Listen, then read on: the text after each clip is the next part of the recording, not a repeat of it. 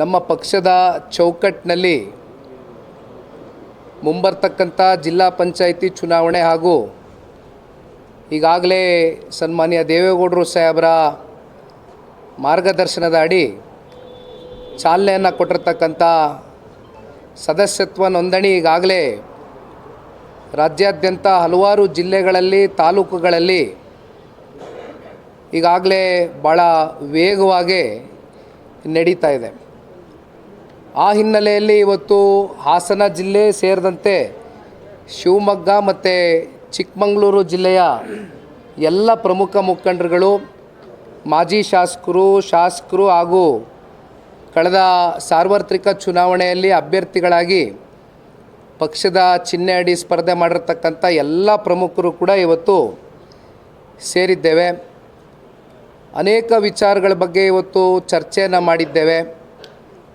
ಪಕ್ಷದ ಸಂಘಟನೆಯ ಒಂದು ದೃಷ್ಟಿಯಿಂದ ಯಾವ ರೀತಿ ಮುಂಬರ್ತಕ್ಕಂಥ ಜಿಲ್ಲಾ ಪಂಚಾಯಿತಿ ತಾಲೂಕು ಪಂಚಾಯಿತಿ ಚುನಾವಣೆಗಳನ್ನ ಭಾಳ ಗಂಭೀರವಾಗಿ ಪರಿಗಣನೆಗೆ ತಗೊಂಡು ಎದುರಿಸಬೇಕಾಗಿರ್ತಕ್ಕಂಥದ್ದು ಇವತ್ತು ಜನತಾದಳ ಪಕ್ಷ ಎಲ್ಲ ರೀತಿಯಾದಂಥ ಪೂರ್ವ ಸಿದ್ಧತೆಗಳು ಪೂರ್ವ ತಯಾರಿಗಳನ್ನ ಮಾಡ್ಕೊಳ್ತಕ್ಕಂಥದ್ದಕ್ಕೆ ಈಗಾಗಲೇ ನಮ್ಮ ಪಕ್ಷದ ವರಿಷ್ಠರು ಸನ್ಮಾನ್ಯ ದೇವೇಗೌಡರು ಸಾಹೇಬರು ಹಾಗೂ ನಮ್ಮ ನಾಯಕರಾದಂಥ ಸನ್ಮಾನ್ಯ ಕುಮಾರಣ್ಣವರು, ಜೊತೆಯಲ್ಲಿ ನಮ್ಮ ಹಾಸನ ಜಿಲ್ಲೆಯ ನಾಯಕರಾಗಿರ್ತಕ್ಕಂಥ ಸನ್ಮಾನ್ಯ HD ರೇವಣ್ಣ ಅವರ ಒಂದು ಸಲಹೆ, ಅವರ ಒಂದು ಸೂಚನೆ, ಇವತ್ತು ಮೂರೂ ಜಿಲ್ಲೆಯ ನಾಯಕರುಗಳು ಒಟ್ಟಾಗಿ ಸೇರಿ ಕೆಲವೊಂದಷ್ಟು ಚರ್ಚೆಗಳು, ಆರೋಗ್ಯಕರವಾದಂಥ ಚರ್ಚೆಗಳು ಮಾಡಿದ್ದೇವೆ.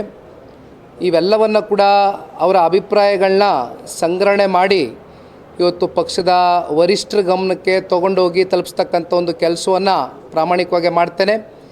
ಅಷ್ಟೇ ಅಲ್ಲ, ಬಹುಶಃ ಅತಿ ಶೀಘ್ರದಲ್ಲೇ ಸನ್ಮಾನ್ಯ ಕುಮಾರಣ್ಣವರು ಕೂಡ ಇನ್ನೇನು ಒಂದು 10 ದಿನದಲ್ಲಿ ಇಡೀ ರಾಜ್ಯಾದ್ಯಂತ ನಮ್ಮ ವಿಧಾನ ಪರಿಷತ್ನ ಸದಸ್ಯರುಗಳಿರ್ಬೋದು ಹಾಗೂ ಎಲ್ಲ ನಮ್ಮ ಶಾಸಕರು, ಮಾಜಿ ಶಾಸಕರು, ಅಭ್ಯರ್ಥಿಗಳ ಒಂದು ಸಭೆಯನ್ನು ಕರೀಬೇಕು ಅಂತಕ್ಕಂಥದ್ದು ಈಗಾಗಲೇ ನಿರ್ಧಾರವನ್ನು ಮಾಡಿದ್ದಾರೆ.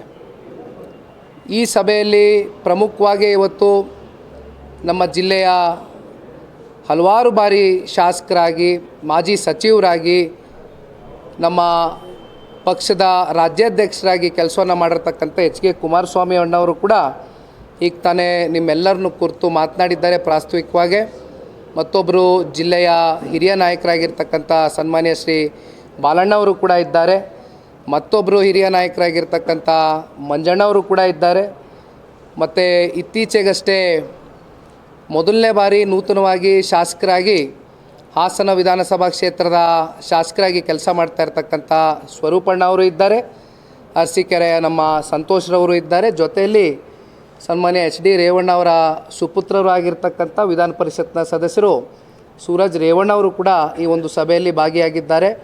ಅಷ್ಟೇ ಅಲ್ಲ, ಶಿವಮೊಗ್ಗದಿಂದ ಬಹುಶಃ ಒಂದು 2 ಗಂಟೆಗಳ ಕಾಲ ಅಕ್ಕ ಅವ್ರಿಗೆ ಲೇಟಾಗಿ ಹೇಳಿದೆ, ಆದರೂ ಕೂಡ ಅವರು ಸಮಯವನ್ನು ಬಿಡು ಮಾಡ್ಕೊಂಡು ಇವತ್ತು ಶಾರದಾ ಅಪ್ಪಾಜಿ ಗೌಡ್ರು ಇರ್ಬೋದು, ಶಾರದಾಪುರಿ ನಾಯಕ್ ಅಮ್ಮವ್ರು ಇರ್ಬೋದು, ಜೊತೆಯಲ್ಲಿ ಪ್ರಸನ್ನ ಕುಮಾರ್ ಅವರು ಇರ್ಬೋದು, ಜೊತೆಯಲ್ಲಿ ಜಿಲ್ಲಾಧ್ಯಕ್ಷರಾಗಿರ್ತಕ್ಕಂಥ ಲಿಂಗೇಶಣ್ಣ ಅವರು, ಅಶೋಕ್ರವರು ಹಾಗೂ ನಮ್ಮ ಸುಧಾಕರ್ ಶೆಟ್ಟರು, ಚಿಕ್ಕಮಗಳೂರಿನ ಸುಧಾಕರ್ ಶೆಟ್ಟರು ಅತ್ಯಂತ ಸಕ್ರಿಯವಾಗಿ ಆ ಭಾಗದಲ್ಲಿ ಪಕ್ಷವನ್ನು ಕಟ್ತಾ ಇದ್ದಾರೆ. ಆ ಹಿನ್ನೆಲೆಯಲ್ಲಿ ಇವತ್ತು ಸಾಕಷ್ಟು ಕೂತು ಭಾಳ ವಿಷಯಗಳ ಬಗ್ಗೆ ಚರ್ಚೆಯನ್ನು ಮಾಡಿದ್ದೇವೆ ಸುದೀರ್ಘವಾಗಿ. ಇತ್ತೀಚೆಗಷ್ಟೇ ಪಾರ್ಲಿಮೆಂಟ್ ಸೆಷನ್ ನಡಿಬೇಕಾದ್ರೆ ಸನ್ಮಾನ್ಯ ದೇವೇಗೌಡರು ಸಾಹೇಬರು ನಮ್ಮೆಲ್ರಿಗೂ ಒಂದು ಸೂಚನೆಯನ್ನು ಕೊಟ್ಟರು.